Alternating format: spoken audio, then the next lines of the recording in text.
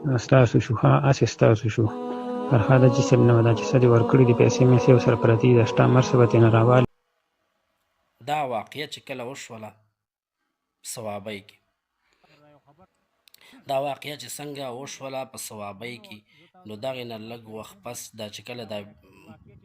مسله سوشل میډیا ته وخته فیسبوک ته وخته واتساپ ته لاړل نو په دې ټیم کې دغه ځای کې دا پته لګي چې دا کس دا د کوم ځای دی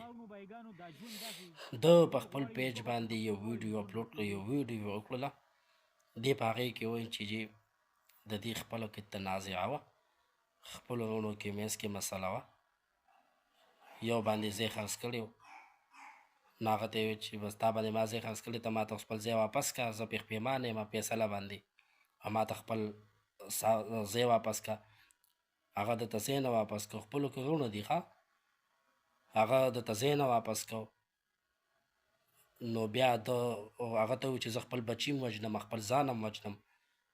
ګینې دا ځای ما ته واپس کړه نو بیا خو چاته د حقیقت پته نه وه به مړی شوی تا ته به دلته مړی پروت وي ته په خفګان کې ته په غم کې او د دې سوشل میډیا والا به تا پسې غاټه لکې تړلي چې تا لکې تحقیق کې چې دا به پسې چا تړلې ده نو تا ته به شل مسلې مخکې نورې جوړې شوي ته به دا بیا دې پسې یو بل کس هغه ویډیو وکړله هغه هم دا پې دې هغه کې مخکې دی هغه هم عمده و چې د دې خپله مسله وه او فیملی کې مسله وه او خپلو وروڼو کې یو چې کوم دی به یې تیزۍ نیولې اخیستې ورته په پیسو باندې او چې کله یې مطلب ځای ته یې واخیستو نو بیا به دې پښېمانه ده ورته چې ما ته خپل ځای واپس کړه زما دا ځای چې کوم دی ما ته واپس کړه که نه یې واپس کړې نو زه ځان هم وژنمه بچي هم وژنمه او دا مسله که نه ده کې نو بیا هغه ته دته ځای نه واپس کړو د خپل ځان هم دغه دی مړ کړو تاسو لیدل بچي مړه کړه نو هغه مسله په خپل ځای ده چې د خودکشي وکړله دا د ده څونه ګناه ده چې دا بچي قتل کړل نو دا د ده څونه د دې بېله د ده څونه ګناه به کېږي انشاءالله قیامت کې به بیا د خلک کیني دا خو بېله مسله ده لیکن موږ تاسو ته وایو چې تاسو کله خلکو ته فیسبوک ته یا انسټاګرام ته یا تاسو یوټیوب ته یو مسله یو واقعه تاسو هغه خېجوئ نو په دې کې د دې خپل خپلوان په دې کې د دې دوستان په سعودي کې دوبۍ کې یو علاقو کې مسافر نو د هغې تاسو تکلیف یو په دوه کوي او دلته تاسو خلک ششو فنج کې واچوئ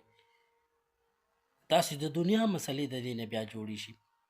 بیا د ده مشرانو یو ویډیو وکړه په دغه وخت کې نو هغې څه وایي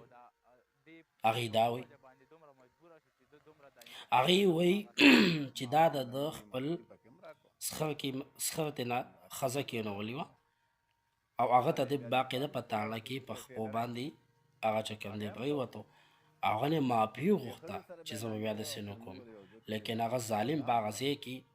دوکه وکړله ښاخ یې وکړه خو دوکه یې وکړله او بیا چې کله وخت د موقع شو نو بیا ترېنه پټ شو یا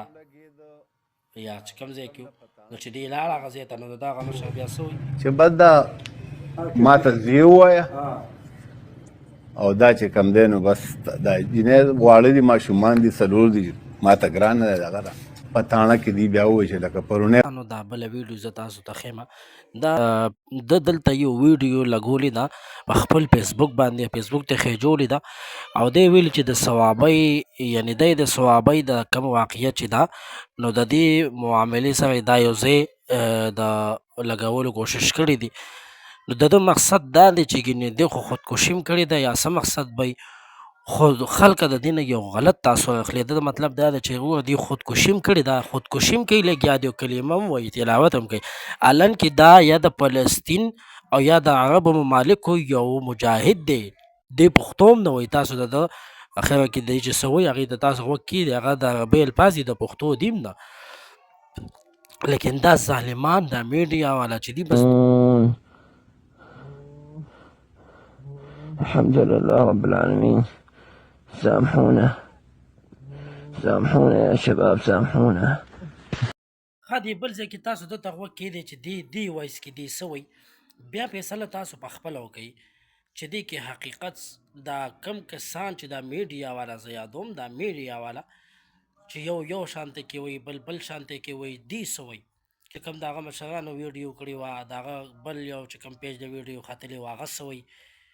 نو لہذا فیصله بیا تاسو کوي کنه دی ته وکړي چې دی سوي خان بھائی بس زمونږ د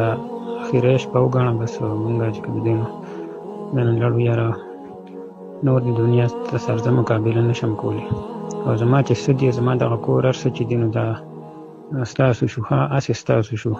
فرهاد حاجي صاحب نه و دا چې څه دې ورکړي دي پیسې میسې ورسره پرتې دي د شته مرسه به ترېنه راوالي